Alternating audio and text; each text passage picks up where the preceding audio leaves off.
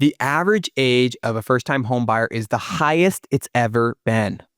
On this episode, we are going to explore 5 options on how families can work together to help turn the tide. Hello, and welcome back to the Happy House Hacking Podcast, the podcast designed to help you navigate the path to happy home ownership. We are your hosts, Owen and Camille Schwaegerle. We are realtors, investors, and happy house hackers. And on today's episode, we're going to be talking about the affordability crisis and how the age for the first-time home buyer is now higher than ever, and what families can do to help out and shift the norm. So, right now, the average age of the first-time home buyer is 38 years old. Back in the 1980s, that number was in the 20s. So we are seeing a massive shift, almost a decade of renting before the average first-time home buyer is getting into a home.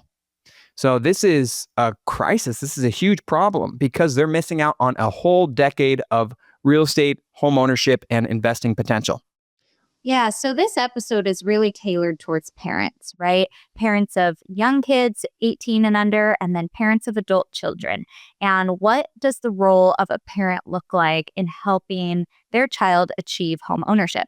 Well, first and foremost, if your kids are still in your household, it is your responsibility to teach them about finance, to teach them about the power of home ownership and the importance of home ownership. So if you have a 10-year-old, start doing some really good money management. Talk to them about how important it is to stay out of debt. Don't get a car loan. Try to avoid student loan debts as much as possible by working your way through college or applying for scholarships and grants. If you are a parent of young children, it is your responsibility to make sure that they learn about finance. Now, if you're a parent of adult children, maybe your adult child is in their 30s and they are still renting and they maybe are about to start a family, or they're just not able to come up with enough of a down payment fast enough to get into home ownership, then we have some tips for you on how you can help guide and steward them to reach that point. Yeah, parents, think about it. Your children are watching you. You are modeling to them financial habits that they're going to then model in their own lives. I remember when I was a kid, we would be really frugal. Anytime we went out to the restaurant, we would look at what's the lowest priced item on the menu.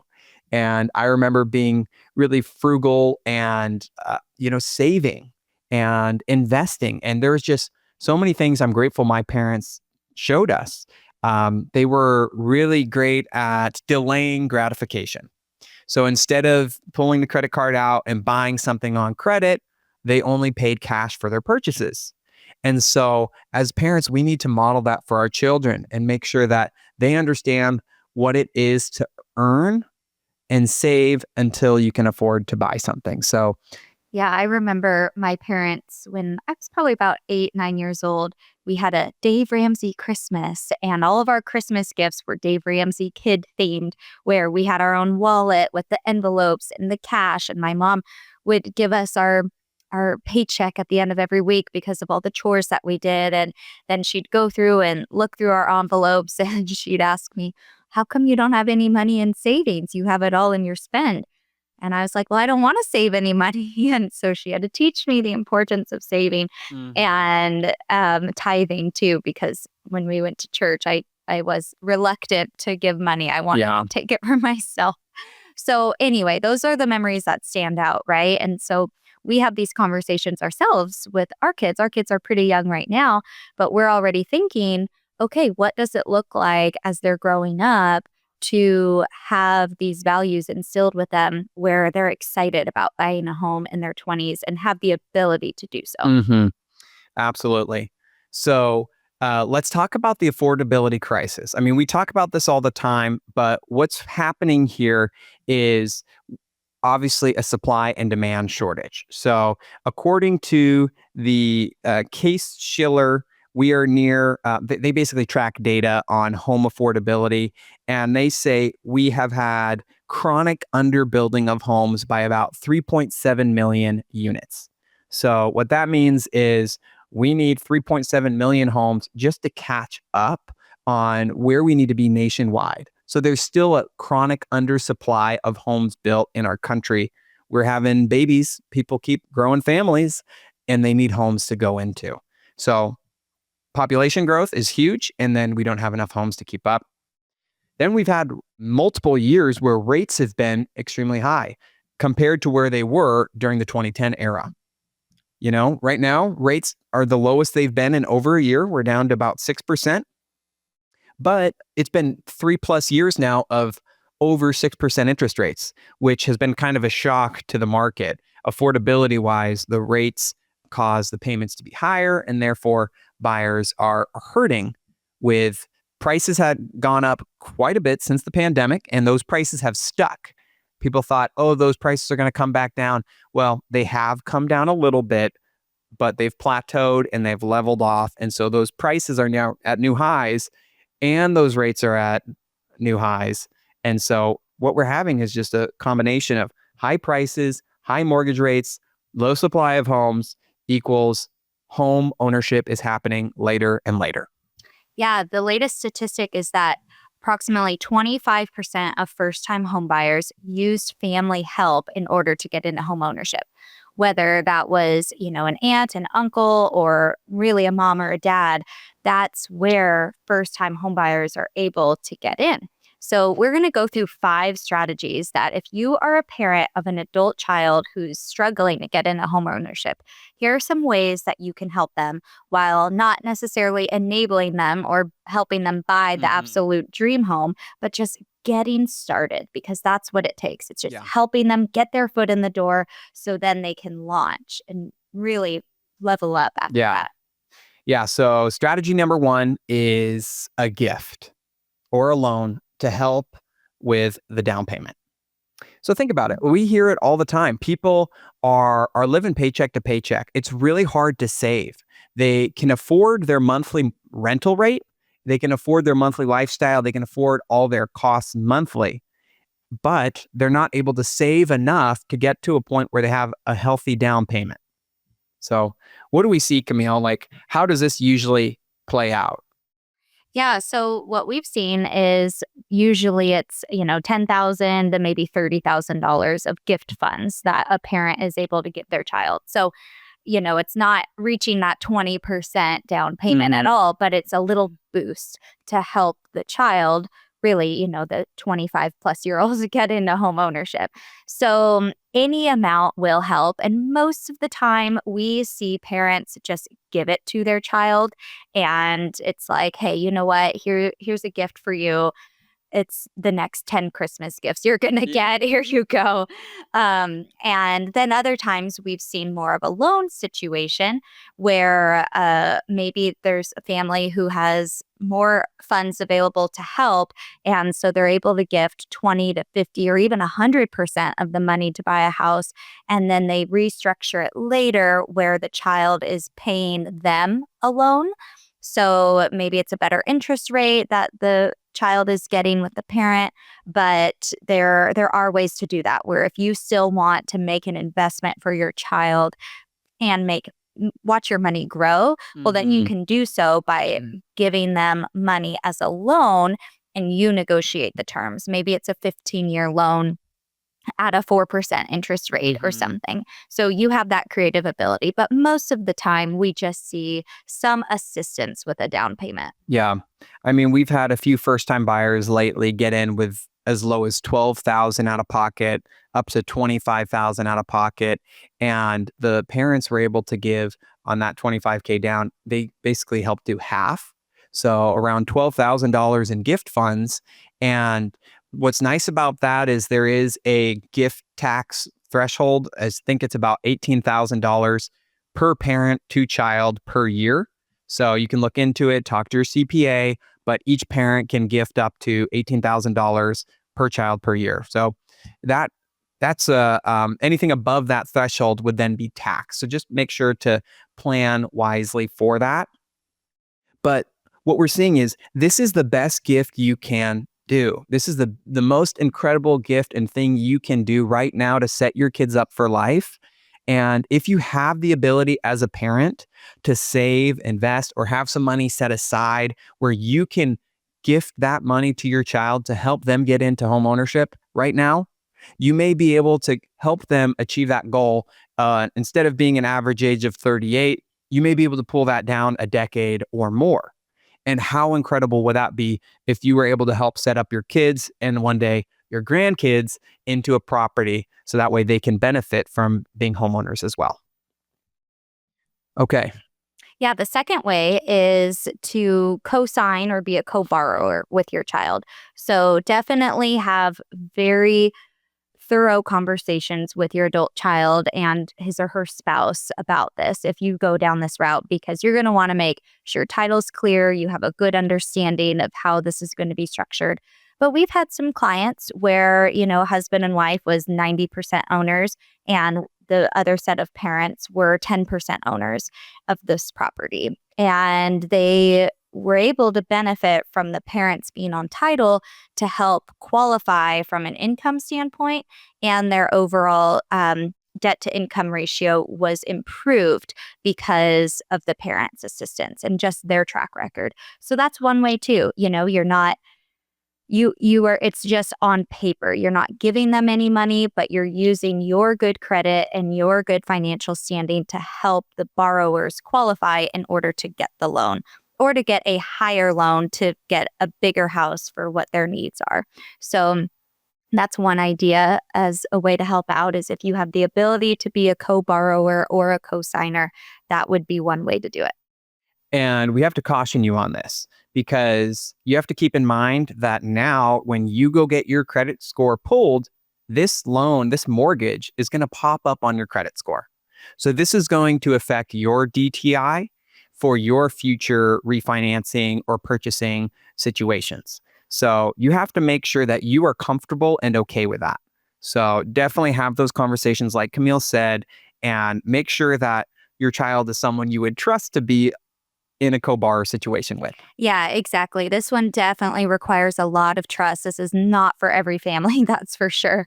And, who's going to be paying the mortgage every month? Because let's say you put that responsibility on your children, yet they stop paying the mortgage. Well, then that falls on you. You need to be responsible for that. And it's not like you have all the extra income to be able to pay for someone else's mortgage either. So definitely want clear rules. Maybe you have some type of operating agreement outside of escrow that you do with your kids to make sure that it's clear on who pays what, property taxes, utilities, insurance, everything, because this will affect you, because this is something that will be on your credit score and on all of your accounts. So if you have high trust, great relationship with your child, you don't necessarily have down payment money, but you trust your child enough to be a co-signer on a loan with them, then this might be a route worth exploring. Okay, tip number 3.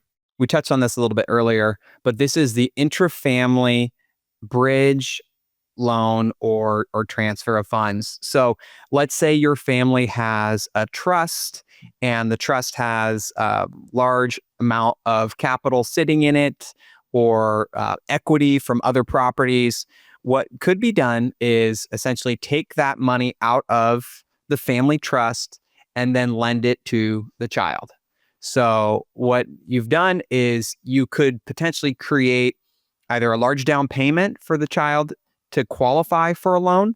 And we've seen this up to 50%, 20%, where they have that money. It's in a loan position, though, where they will be paying it back to the family trust or the family estate in some way.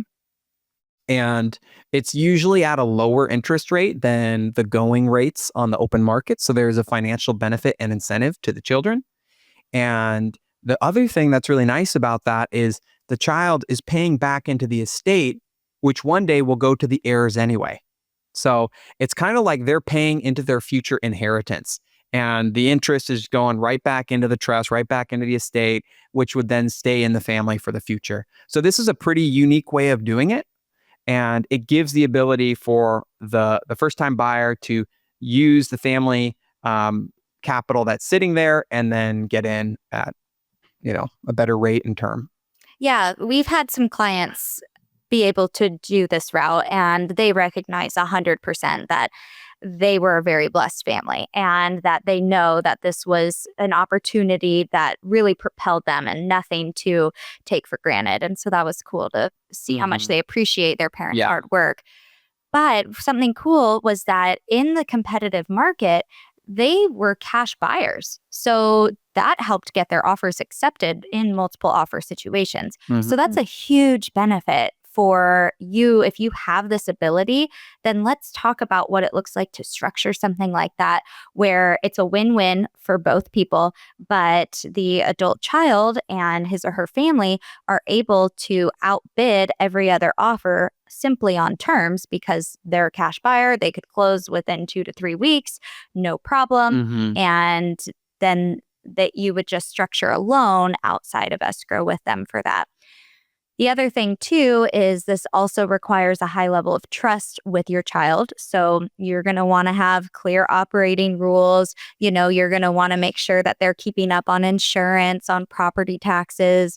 What happens if they stop paying the mortgage to you? It has to be very, very clear. And again, this is not a strategy for every family. If this is something that you have the ability to do and gift your child such a large amount of money to be able to buy a home for them cash at a loan, then you need to really consult with an attorney, in our opinion, to make sure it's very, very clear, because the last thing you want is to muddy family relationships simply because of money. And the difference here is it's not a gift, it's a loan. Yes. So that means there is no gift tax threshold. So you don't have to pay any extra in order to transfer those funds over. It's just, you do need to have a verified note, like a legal document that says this much money was lent and it is being repaid at this interest rate for this term. So that way it's very professional. It's very clear, very concise. And then the child should be making those payments back to the family in a monthly increment or whatever their term says. Yeah. Strategy number 4 is going in on your child on an investment property. So maybe there's a triplex or a fourplex in the area where your child could house hack, right? Live in one, rent out the others. So instead of the child doing all of that on their own, you are using one of the other strategies where you're either gifting them a portion of the down payment or using the family money to lend to be able to buy in cash, or you are co-signing with them and becoming co-borrowers where you are investing in this property together. So you're coming in, you're investor partners, and there's going to be terms that are clear where maybe the child can only live there for a few years or needs to manage the property.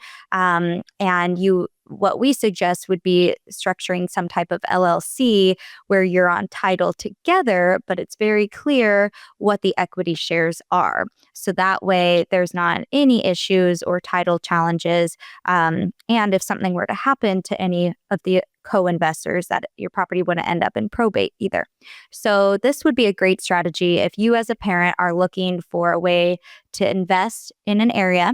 You want to park some money, watch your money grow, and your child is gritty enough to be able to do some type of house hack opportunity, and you guys can grow together, grow your money together, and become investment partners. Yeah. So you can co-invest with your child, partner with them on a deal, and have an expectation set. We're either splitting the cash flow monthly, we're splitting the equity when we exit if we go to sell, or maybe we refinance in a few years, and then at that point, the child refinances in their own individual name and then gets a payment out to you. So you recoup your initial investment in capital plus maybe some profit. And it's a win-win deal. So co-investing with your children to get them in is another great way to help your child get into real estate. Yeah. And then the last strategy, number 5, is to help reduce your child's overall debt to income ratio. So Maybe your child is 25, 30 and has one or two car payments with some student loans, and they're unable to qualify for a loan for a home on their own because their debt is too high and their income is too low. So if you don't want to help them with the down payment, or you don't want to be on title together, then maybe you explore options of what it looks like to help them pay off those loans. So that way they have the ability to qualify for a house on their own without those debts bringing them down.